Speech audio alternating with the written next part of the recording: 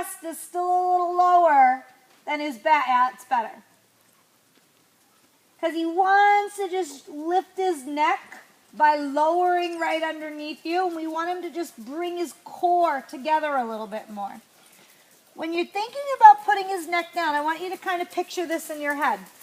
You know, you've lunged him a million times. You've watched enough horses go. You know that line of abdominal muscle you start to see when they're coming up over their back? I want you to feel like you can take your calves and create that.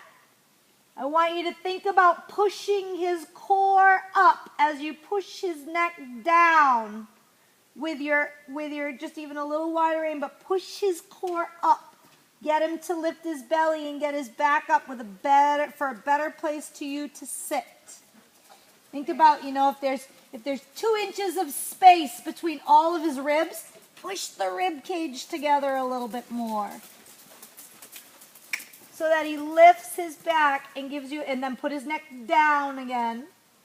So his neck is still slightly lower than his back in the warm-up trot. So that it's even easier for his back to be up.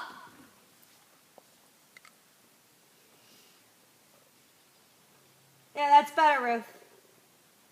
You know, until he's really warmed up, it's a very mechanical motion for him. When he lifts his neck, he drops his back. He lifts his neck, he drops his back. And he drops his belly. We want his belly up, his back up, and his neck a little lower than his back as he's moving along. So that you actually create space under his belly for his hind legs to take a bigger step through. Good. Yep, that's better. That's better. And you can probably feel it's actually all slowed down a little bit now, but you got a better trot. There. And then his footballs, dare I say it, become more regular and he doesn't stumble as much. Because he's using his whole core better. Yeah, good. And whenever you feel like you're at a good spot, you can let him have a little walk break. Because we're probably not going to go quite so far to what we were doing yesterday since he did it 2 days in a row.